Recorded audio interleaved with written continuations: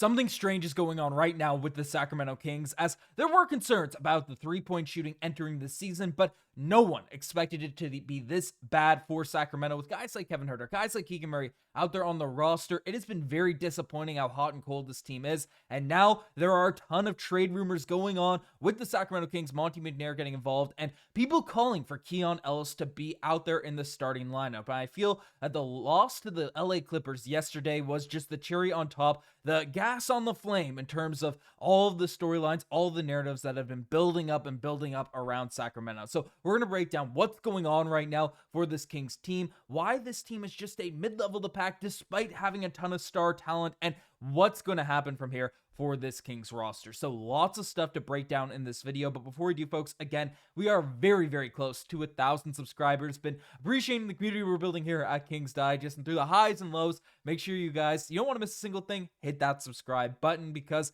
again, you can be a part of the first 1,000 to join this Kings community we're building here now at this point. But let's dive into the madness. Let's dive into it, because again, a lot of the headlines, a lot of the topics of discussion are going to be surrounding Kevin Huerter after his performance last night against the LA Clippers. And again, I've been impressed with the effort Kevin Huerter's been playing with over the course of the season. I think he's really trying to bring an extra gear out there in terms of the defensive end and stuff, and I don't think he's taking horrible looks. You know, there are some e-checks, there are some stuff where he's trying to shoot his way back into a rhythm, but I think he's trying to do things the right way. So I don't want this to be, you know, a bashing session on Kevin Huerter, even though he's been the guy that's been linked in a ton of trade rumors and stuff, but the reality is he has really struggled for this team. It's just, you know, the plain fact of it. He played 29 minutes last night, was 0-5 from the field, 0-4 from the three-point line, and you could see his confidence just really get zapped out there. Had 0 points in this game, 1 assist, just really wasn't very impactful out there on the offensive end of the floor. And that's the area you have Kevin Huerter in the game for. That's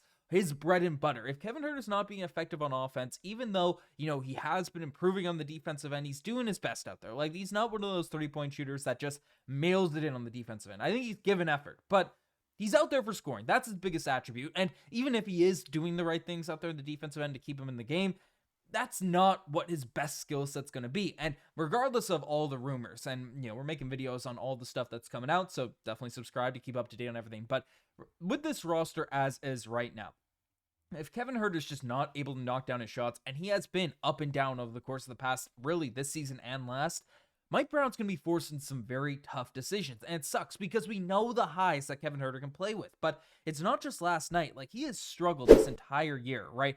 10 points per game, 3.9 rebounds, 2 assists, but you might look at him and say, hey, that's not that bad, but under 30% from behind the three-point line. And obviously, sample size is still early in the season. I'm sure it will, you know, bounce back up here at some point, but there does come a point when, you know, we're in the end of November here now, right now. Like, shots have to go down, and the Kings just can't keep losing games because, you know, there isn't effective role players able to out there score around De'Aaron Fox, around DeMar DeRozan, around Domantas Sabonis. Like, that's just the reality of what's going on with this team. So a lot of people come out and said, hey, like, Kevin Huerter's a better scorer than Keon Ellis. You know, a couple nights ago, we saw Keon Ellis just outburst, you know, in the scoring end, which had people excited. But I think it's fair to say, you know, we could rely upon Kevin Huerter a little bit more on the scoring side of things. But Keon Ellis is a much better defender, right? He still has hot and cold, but, you know, in a starting unit, we've seen him really play well, really thrive in that position. And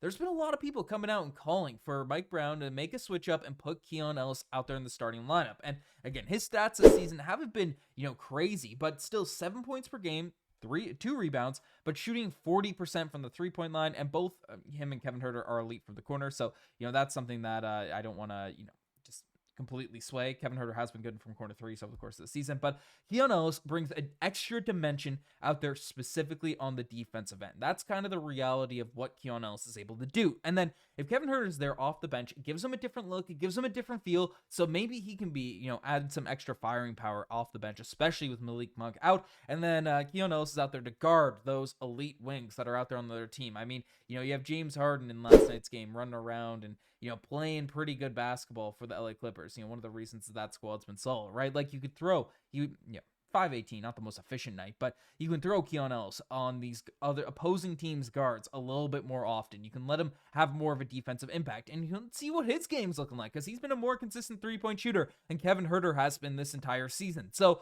you know, again, he started a chunk of last year because Kevin Huerter went down with injury. He played pretty solid. He was a guy I expected to be in the starting lineup entering this year. Kevin Huerter has had some high nights. I don't want this to, again, I already prefaced this, but I don't want this to be, a bashing session on Kevin Huerter. I think he's still a solid player. I think he's going to bounce back. Like, law of averages state, he's going to hit some more threes given the course of his career. But when you're not hitting for this long, you got to try something new, especially where the Kings are in that middle of the pack. The Western Conference hasn't been a major divide, in terms teams splitting themselves out from the pack just yet. The Kings can still make a run, but it's time now to really make some stuff happen. And obviously in the short term, again, moves are tough to be made before the December 15th, time when all these contracts become available to be moved. So it's a tough situation the next couple weeks to make a deal happen, but we're starting to see all the rumors circulate here now at this point, and then maybe you make a deal at this point, but no deals are going to happen. Wins are of the essence right now for Sacramento. So Mike Brown has to figure out something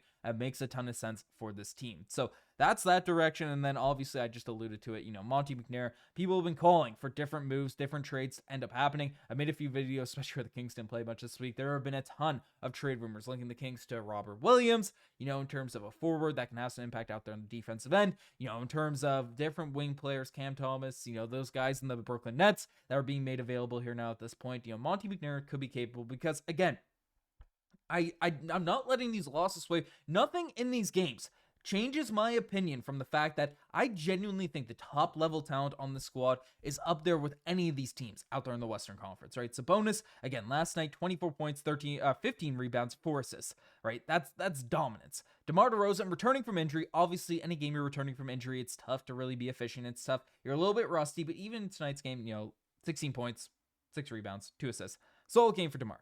De'Aaron Fox has been on a generational tear as of late, and once again, a 29 points, 7 rebounds, 7 assists game. I don't know what you can expect. De'Aaron Fox has been in the MVP conversation over the course of the season. You just got to try some things out. You got to try something new when you're facing off. Again, the LA Clippers have been impressing people. They've been surprising people, but the talent discrepancy between the LA Clippers and the Sacramento Kings, the reality is the Kings should be winning these games 9 out of 10 times. That's just the reality of what's going on. And I know they're well coached by Ty Lue. I know Kevin Porter Jr. had some nice takes in last night's game. James Harden's playing at a different level. Yada, yada, yada. The Kings should win this game. The Kings should beat the LA Clippers. With the talent discrepancy, just eyeballing the rosters, looking at the different level of players out there, the Kings should win this game. And they haven't been. And they got, frankly, it wasn't really that close. It wasn't really that nice of a game either. So you got to figure something out. Mike Brown, you got to try something new. You got to try something to really unlock this roster and figure something out. Because, again, no one wants this team to be in the middle of the pack just constantly. There, especially when you have guys like Sabonis, De'Aaron Fox, DeMar DeRozan playing at such a high level over the course of the season. So, it's strange. It's weird to see. I didn't even get to Keegan Murray because I've been so on the Kevin Huerter, but, he's been struggling from the three-point line as well, just 30% from the three-point line. He's been doing a lot of other things remarkably, but, he's been struggling knocking down his shots, so that's a tough thing to see. But I don't know. I'm hopeful this Kings team's able to turn it around. I know they have the talent too, so a couple minor moves, a couple minor tweaks can really help set the tone for the rest of the season. But let me know what you guys think about all this in the comment section down below. Again, if you made it this far, spend 8 minutes together. You know what I mean? Hit that subscribe button. It's free. The button's just down below. Anyways, I'm signing out. Cheers.